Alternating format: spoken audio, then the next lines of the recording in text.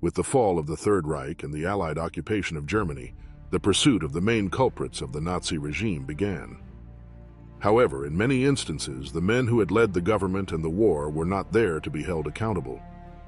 Some had fled, others had taken their own lives before being captured. In their place, the Allied forces found their wives and companions, women who until recently had enjoyed a life of privilege within the Nazi system. As arrests were made, a key question arose. Were these women mere witnesses or active participants in the power structure? Most tried to present themselves as simple housewives who were unaware of the atrocities committed by their husbands. However, records showed otherwise. Many had been members of the Nazi Party even before marriage, sharing and promoting its values. While some were tried, others managed to evade justice, and some continued to defend the ideology that had defined their lives. Through their stories, the fate of those who bet on a regime that ended in ruins is revealed. Were they truly innocent, or just accomplices who never faced justice?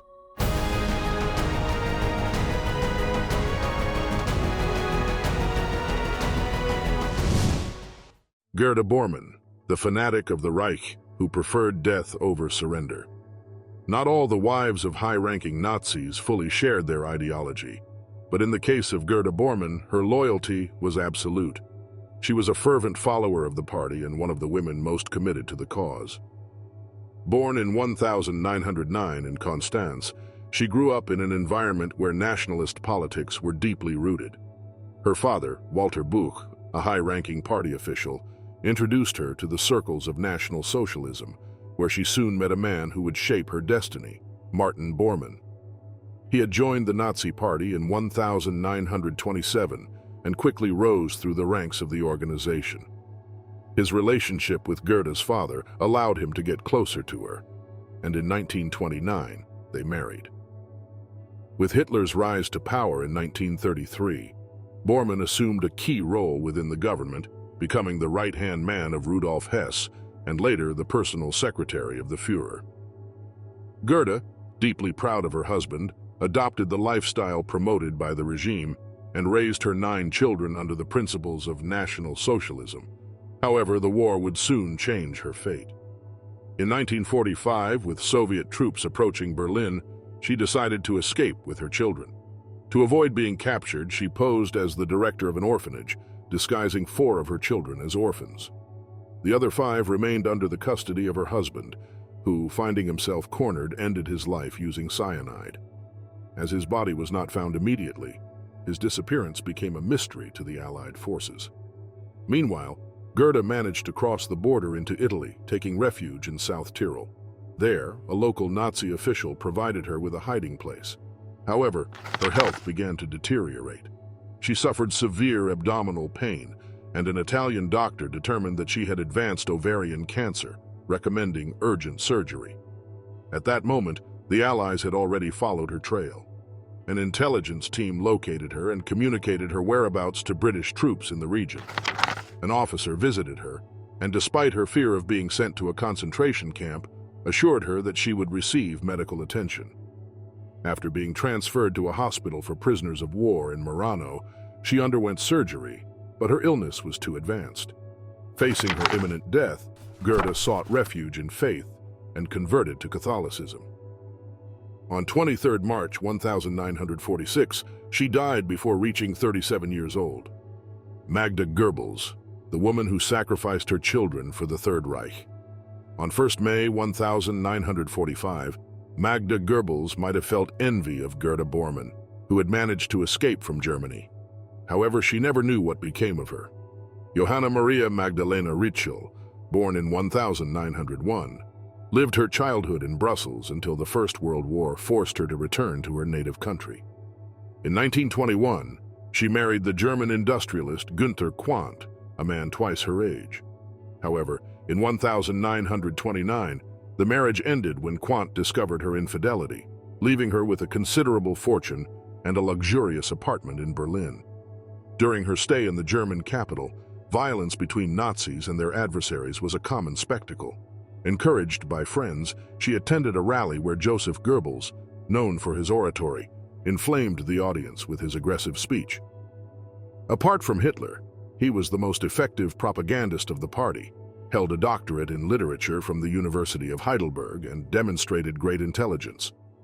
Despite his short stature and a visible limp due to a clubfoot, Magda was captivated by his rhetoric and ideas.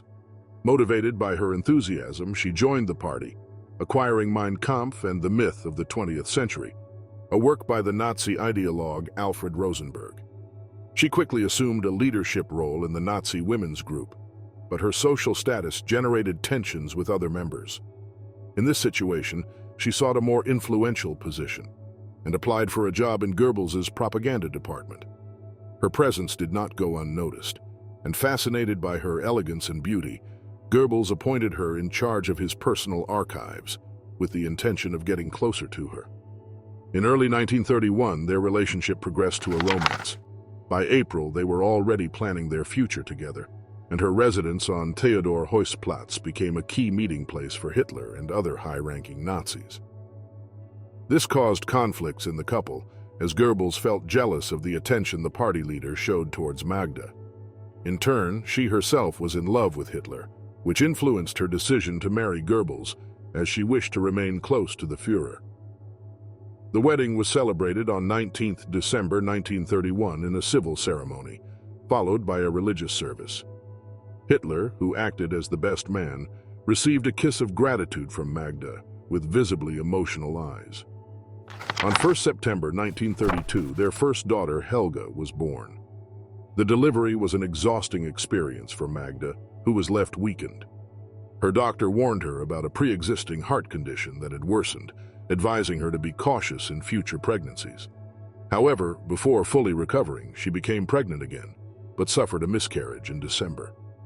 At the end of the year, they visited Hitler's cabin in Obersalzberg, where Magda contracted a severe infection, developing a high fever. She survived, but her health was permanently affected, limiting her mobility. During World War II, despite her fragile state, she trained as a nurse with the Red Cross. However, her condition often forced her to rest frequently. When Soviet forces surrounded Berlin in 1945, the Goebbels family moved to an underground bunker connected to Hitler's bunker.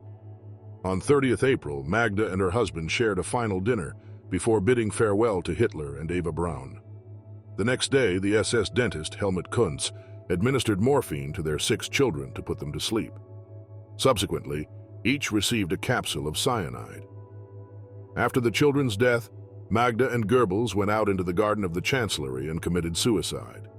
An SS officer shot their bodies to ensure their death and incinerated them with gasoline. The next day, Soviet soldiers found their charred remains. Ilse Preull, the wife of the man who defied Hitler. One night in Munich, Ilse Preull, a young woman with financial resources, met a neighbor named Rudolf Hess. He was wearing a worn-out uniform, and his face, with thick eyebrows and a deep gaze, reflected unease. From the first moment, she felt an attraction to his appearance and melancholic air. In contrast, Hess's reaction remains a mystery. Of all the Nazi leaders, he was the most enigmatic. Throughout his life, it became clear that he had psychological problems from a young age. At the same time, he was a decorated war veteran who had been wounded in combat on more than one occasion.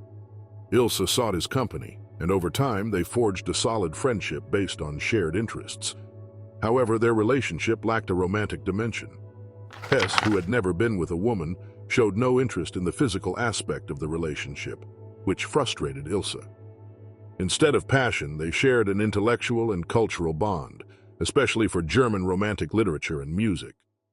Ilse particularly admired the work of Friedrich Hölderlin. By the end of 1920, she had completed high school and begun studying German and librarianship part-time while working in an antiquarian bookstore. Despite taking some short trips to the countryside, she spent most of her free time dedicated to the nascent Nazi movement. She distributed pamphlets, put up posters, collaborated with the party newspaper, and assisted Hess in organizational tasks. While he became part of Hitler's inner circle and participated in violent clashes with leftist opponents, she handled administrative duties. Thanks to their commitment, they both earned the privilege of spending time with Hitler in private meetings. Over time, Hess and the future dictator forged a close friendship. In 1923, Hess participated in the failed beer hall putsch, Hitler's coup attempt. To avoid capture, he fled to Austria after notifying Ilse by telephone. However, upon returning to Germany, he was arrested and sent to prison along with Hitler and other conspirators. During his imprisonment, Ilse visited him every Saturday during the few permitted hours. Hess valued that loyalty for the rest of his life. 4 years later, in 1927, Ilse and Rudolf married. In 1937, their only child was born. By then, Hess had risen to the position of Reichsminister and spent most of his days dedicated to work. With the onset of World War II in 1939, his mental health began to deteriorate, and in 1941, he made an unexpected decision. He flew alone to Scotland with the intention of negotiating a peace agreement with the United Kingdom. He was immediately arrested and considered a traitor by the Nazi regime. Upon hearing the news, Ilse took her son and moved to Hindelang, far from Munich and Hitler's wrath against Hess. At the end of the war, Rudolf Hess was one of the first high-ranking Nazis to be tried and convicted at Nuremberg. On 3 June 1947, Ilse was arrested in Munich and sent to an internment camp in Göttingen, like many other wives of criminal Nazis. Margaret Himmler, guardian of Heinrich Himmler's secrets.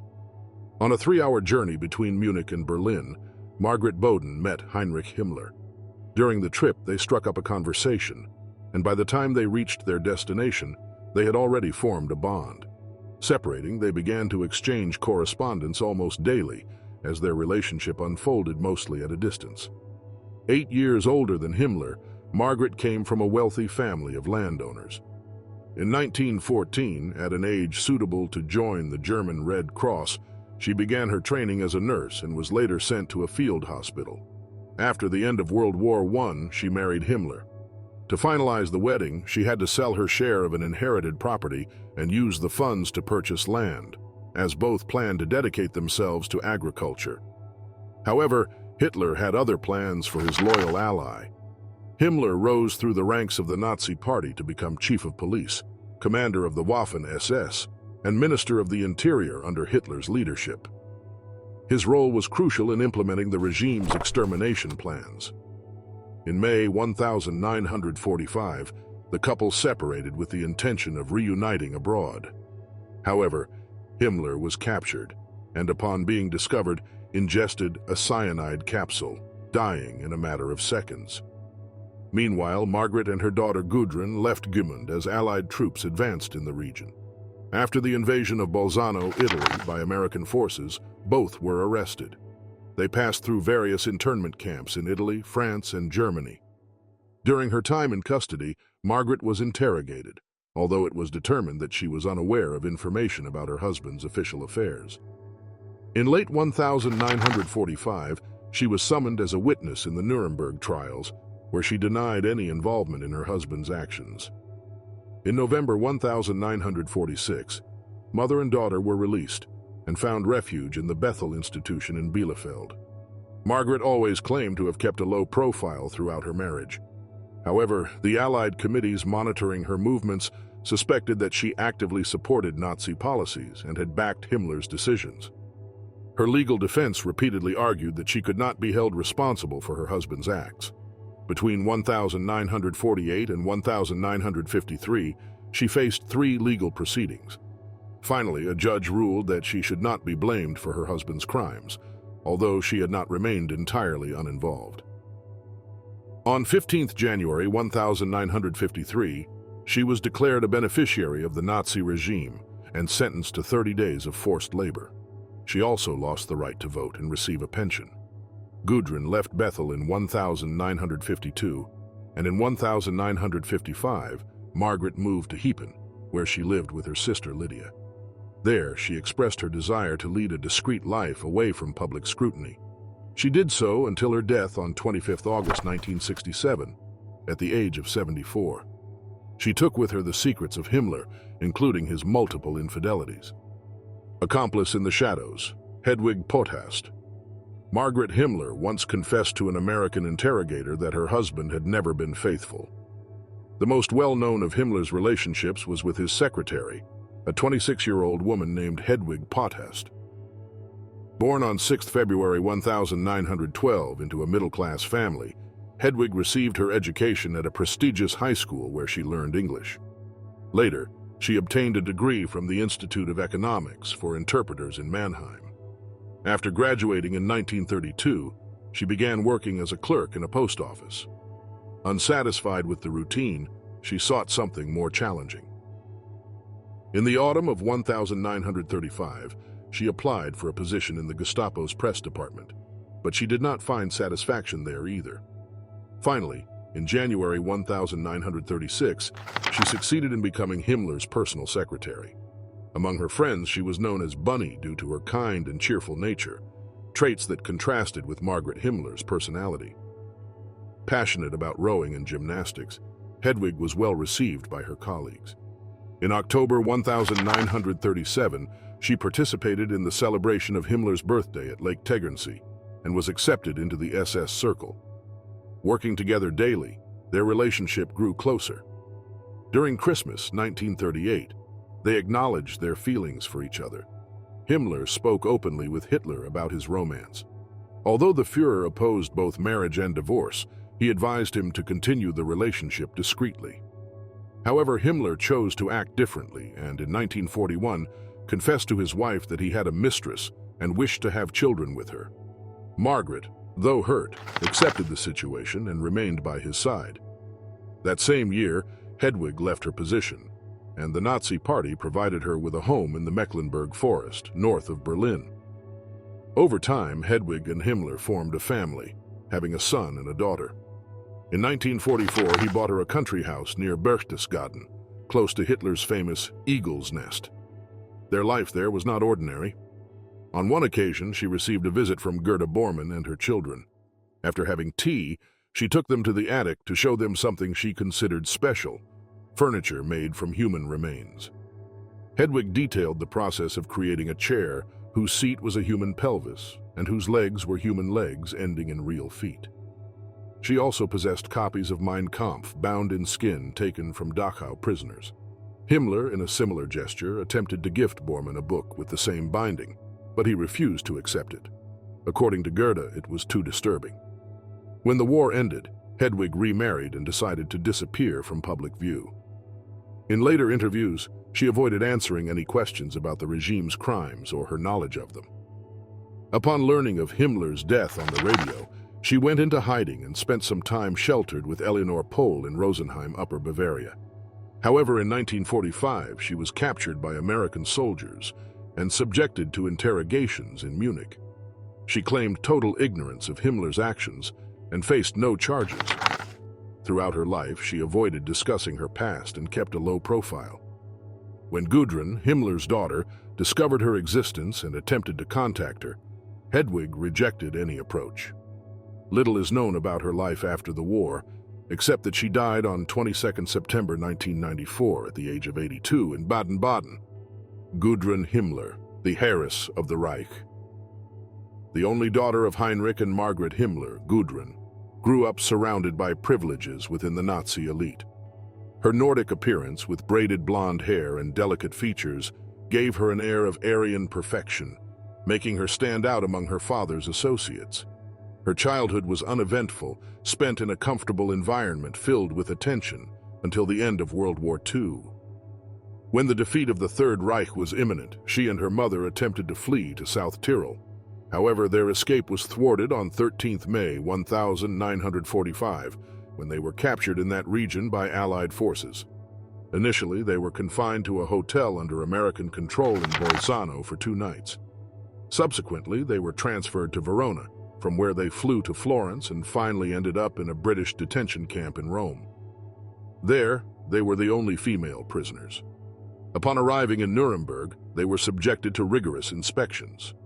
In the lining of the shoulder of Margaret's coat, hidden inside, they found a small vial of potassium cyanide. Mother and daughter were placed in an austere cell with no comforts other than 2 wooden planks serving as beds.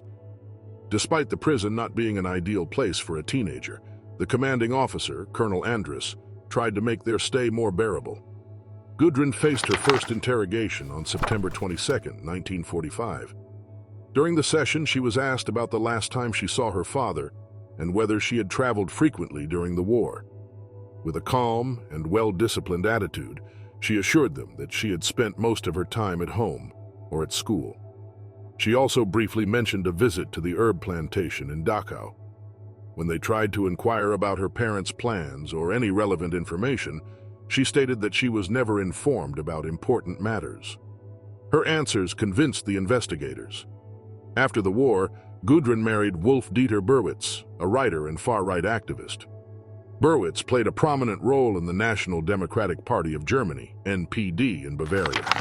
Since then, Gudrun became a fervent defender of far-right ideologies. Her activism found refuge in Silent Help, an organization dedicated to supporting former SS members. With unwavering dedication, she worked for 4 decades in favor of this cause and earned the respect of her colleagues, who revered her. In addition to her work with Silent Help, she participated in the creation of a neo-Nazi group called Viking Youth, aimed at her generation. In 1958, she attended a gathering of SS veterans in Austria near an ancient Celtic site in the Bohemian forests. Year after year, she was invited to these events, where tribute was paid to the memory of her father and his actions. Between 1961 and 1963, she worked as a secretary in the West German Intelligence Agency, BND, under an assumed identity. At that time, the agency was headed by Reinhard Gehlen, a general recruited by the United States after the war. Gehlen integrated former Nazis into German intelligence due to their experience in anti-communist operations and their knowledge of Eastern Europe. Gudrun Himmler died in 2018, maintaining until her last breath that her father had committed no crime. Hedwig Hensel, the wife of Auschwitz. The life of Hedwig, companion of Rudolf Höss, the commander of the infamous Auschwitz camp, has remained shrouded in mystery.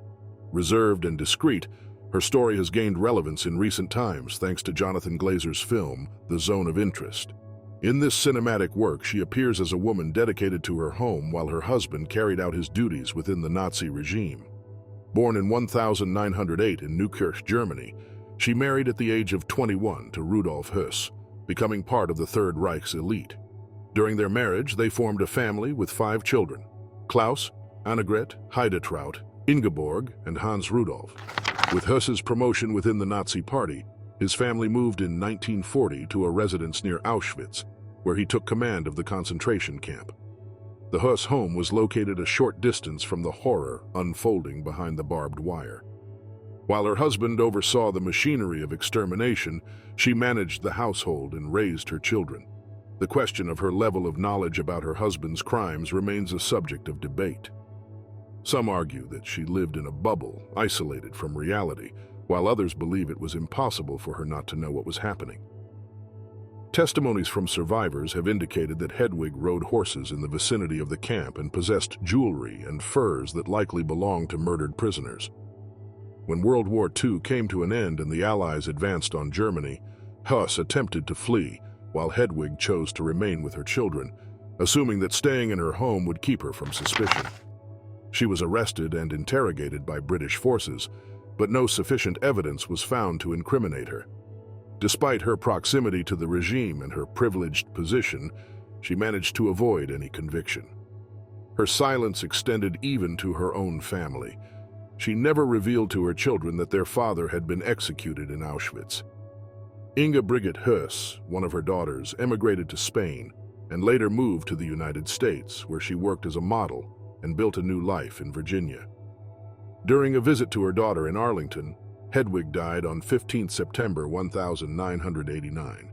Her grave, with no name or official inscription, bears only a simple yet significant word: Mutti, the German term for mom. Lena Heydrich, the wife of the Butcher of Prague. While some wives of high-ranking Nazis chose to stay out of politics, others openly expressed their support for the regime and their disdain for groups considered inferior. One of the most fervent followers of the movement was Lena von Osten, who since her teenage years had embraced Hitler's ideas with conviction. Her older brother, already involved in the party, took her to one of the Nazi meetings in the early 20s. From that moment on, Lena felt deeply identified with National Socialist ideology, especially its focus on youth, which set it apart from traditional Prussian politics. Her anti-Semitism was evident from an early age. Raised on the island of Fehmarn near Denmark, Lena came from a well-off family whose economic situation was affected during the hyperinflation crisis of the 1920s. She decided to train as a teacher and moved to Kiel to complete her studies at a technical secondary institution. There, she resided in a student house until her graduation. On 6th December 1930, she attended a ball with some friends. During the evening, she met a young naval officer named Reinhard Heydrich. At first glance, this 27-year-old man impressed her with his tall stature and athletic build, although his facial features were not harmonious, with prominent ears and a small mouth. Lena, however, was intrigued and agreed to see him again the next day. From the beginning, they discovered similarities in their character. They shared an excessive ambition, disdained mediocrity, and were convinced of their superiority over others. Unlike Heydrich, who at that time had shown little interest in politics, Lena was already fully committed to the Nazi cause. She even reproached her husband for not having read Mein Kampf. When Reinhard was expelled from the Navy due to his relationship with her, it was Lena who pushed him to join the SS. Thanks to her insistence, Heydrich secured a meeting with Heinrich Himmler, who immediately recruited him to lead the organization's intelligence service. From that moment on, his rise within the Nazi structure was unstoppable, until he was killed in the middle of World War II due to his role in the occupation of Czechoslovakia. At the end of the conflict, Lena was interrogated but was never found directly responsible for war crimes, so she was released. In the following years, she initiated several lawsuits against the government of West Germany, succeeding in obtaining a pension. Given that her husband, despite his criminal record, had been a high-ranking police official and died in the line of duty, she was granted considerable economic compensation. However, in Czechoslovakia, she was sentenced to life imprisonment in absentia, although the sentence was never carried out. In 1965, she remarried a Finnish playwright and theater director, but was widowed 4 years later. Until the end of her days, she continued to defend Heydrich's memory through books and articles that minimized his crimes. She died in 1985, never renouncing her view of the past. The two women of Hermann Göring. Hermann Göring was the only one on this list who married twice. High-ranking Nazis were obliged to adhere to strict moral norms that restricted their private lives. For them, divorce was not an acceptable alternative. Thanks to his aristocratic lineage, Hitler considered Göring a key ally, as it allowed him access to military and noble circles. These connections were useful for the Führer's plan, to make Munich the epicenter of a national uprising. In 1922, when they first met, the Nazi leader invited him to join the movement. Although Göring did not fully share his ideology, he was impressed by his ability to rally the masses. Being part of the party offered him the opportunity to stand out in a relatively small environment. However, the person who convinced him to commit fully to Nazism was his wife, Karin, of Swedish origin. A convinced anti-Semite, she saw Hitler as a legendary figure from Norse mythology. Her influence on Göring was crucial in consolidating his loyalty to the party. Karin worked tirelessly to strengthen the bond between her husband and Hitler, succeeding in making him a pillar of National Socialism. Later, Göring founded the Gestapo and took command of the Luftwaffe, the German Air Force. The regime used the relationship between Karin and Göring as a propaganda tool, displaying them at public events to reinforce the party's image. However, Karin suffered from tuberculosis, and her health rapidly deteriorated. In 1931, after her mother's death, she suffered a heart attack while visiting Sweden. Göring immediately traveled to her side and remained with her until she died on 17th October, a few days before her 43rd birthday. After losing his first wife, Göring continued his rise in the Nazi hierarchy, convinced that it was what she would have wanted. During a tour, he met Emmy Sonnemann, a 38-year-old actress. Unlike Karin, Emmy presented herself as an artist uninterested in politics. She avoided discussing her husband's work and preferred to focus on art, literature, and theater. Since adolescence, she had dreamed of acting after seeing a performance of The Merchant of Venice. Her father, the owner of a chocolate factory, opposed her artistic career, but her mother supported her. Despite her apparent indifference to Nazi ideology, Emmy was recognized as the First Lady of the Third Reich. Thanks to Goering's influence and Goebbels' propaganda, she gained great prestige in the German theater scene. Like her husband and Karen, Emmy came to represent the ideal couple of Nazism, placing her in the spotlight. After the fall of the regime, Emmy faced the consequences. Although she was not charged with war crimes, her high profile cost her a year in prison, the confiscation of 30% of her assets, and a 5-year ban on acting. Upon her release from prison, she led a discreet life in Munich, where she remained until her death. Eva Braun, Hitler's last companion. In 1930, Adolf Hitler secretly summoned his trusted collaborator, Martin Bormann. He had a task that required absolute discretion. In private, he asked him to investigate the lineage of a 17-year-old girl he had met at Heinrich Hoffmann's photography studio, where she worked as an assistant. Hitler was captivated by her and wanted to ensure that her origins met the racial standards he advocated. After a thorough investigation, Bormann confirmed that Eva Braun had no Jewish ancestry, which reassured Hitler. The problem was that Hitler already had a complicated emotional relationship with his niece, Gaily Raubal. She was 22 years old, and he was 2 decades her senior. His controlling behavior made her feel trapped. Since 1927, after discovering that Gaily had become involved with a chauffeur, he decided to monitor her obsessively, preventing her from being alone with another man. This oppressive surveillance affected her deeply.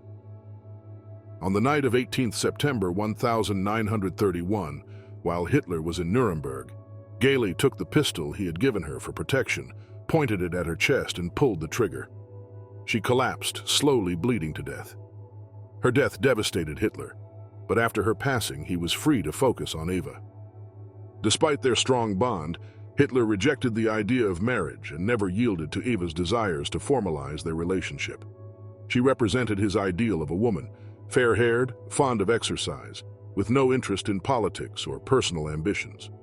Her character was docile and easy for him to manage. From her perspective, Hitler seemed like an educated, attentive, and charming man. His growing influence made her feel special without yet realizing the coldness with which he treated those around him. By 1932, Eva already understood Hitler's indifference. Entirely devoted to him, she spent long periods waiting for his attention, but he rarely spent time in Munich, and when he did, he seldom saw her. The lack of interest from Hitler plunged her into anxiety and despair. Following a pattern similar to Gaily's, Eva also had a weapon. She wrote a farewell note and, with the pistol in hand, attempted to take her own life. However, the bullet only grazed her artery, lodging in her neck. Bleeding profusely, she managed to call for help. A doctor rushed to her side and took her to the hospital, where they successfully removed the projectile. It is unclear whether her act was a cry for help or a genuine suicide attempt, but it had the effect of getting Hitler's attention, who promised to treat her better. Throughout the years, Eva continued to suffer from Hitler's prolonged absences. He often forgot her birthday and canceled meetings without notice. Despite this, she remained by his side until the very end of their lives. After her health crisis, Hitler made efforts to please Eva. In August 1935, he rented a 3-room apartment for her and her sister to live comfortably. A year later, he bought her a 2-story house and gave her a new car. However, the greatest privilege for Eva was being assigned a room right next to Hitler's in the Berghof. Although she still had limitations in her mobility, she eventually found her place there. When World War II was drawing to a close and Soviet troops were advancing on Berlin, Hitler, Eva, and the high-ranking members of the regime took refuge in a network of underground bunkers. Aware that the end was inevitable, Hitler wanted to grant Eva a wish she had expressed on multiple occasions.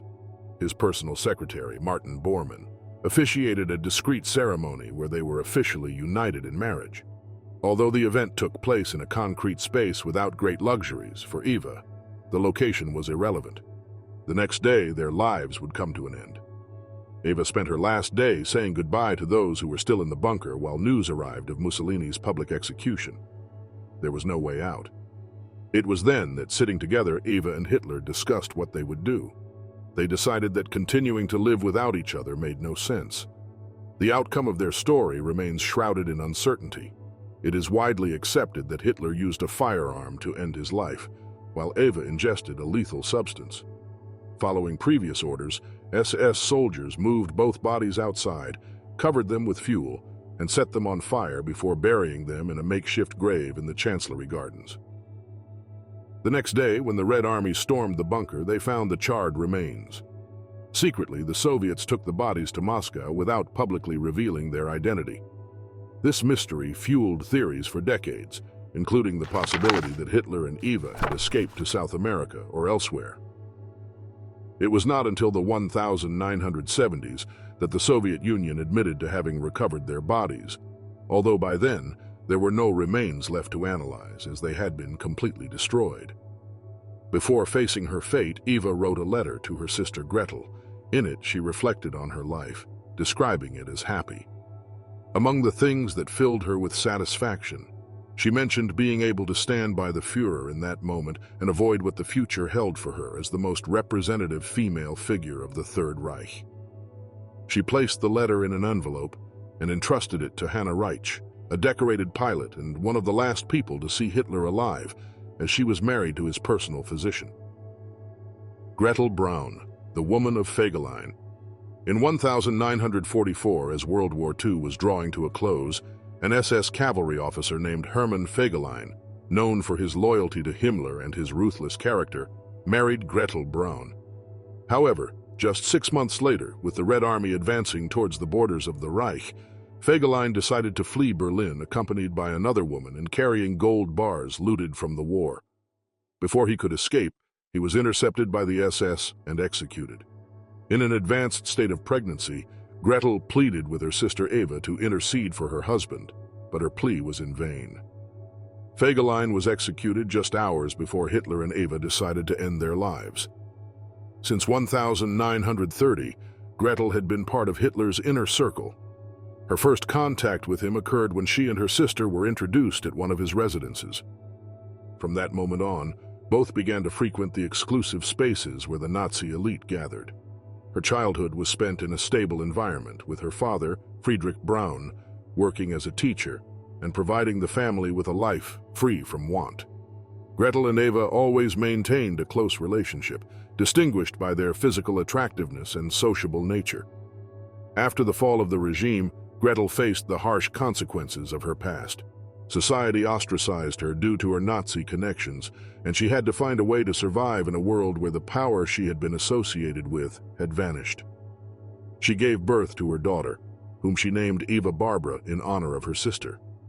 Aware of the burden her last name carried, she chose to keep a low profile and avoid public scrutiny. Later, in 1958, she remarried, adopting the last name Lobinger. Her daughter, Eva Barbara, suffered a devastating loss when her partner died in a car accident in 1971. Unable to bear the pain, she made the drastic decision to take her own life. Gretel Braun died in 1987, leaving behind an existence marked by her proximity to some of history's most infamous figures. Like many women who were close to Nazi power, some attempted to justify their roles by claiming they merely enjoyed the luxuries their environment offered. However, asserting this would be deceitful. Both Gretel and Eva, like other women in their circle, were not mere spectators but active participants in a regime of terror. The story of the women of the Nazi regime is a complex testimony of loyalties, ideologies, and survival in a world that collapsed under the weight of its own brutality. Many of them benefited from the power, shared the vision of the Third Reich, and, in some cases, played an active role in its functioning.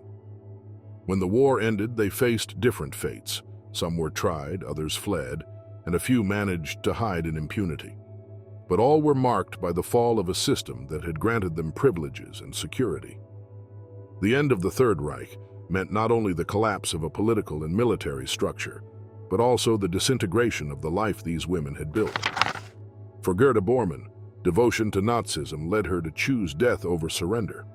Her story exemplifies the radicalism with which some wives of high-ranking officials embraced National Socialist ideology, to the point of preferring annihilation over facing a future without the regime that guaranteed their status.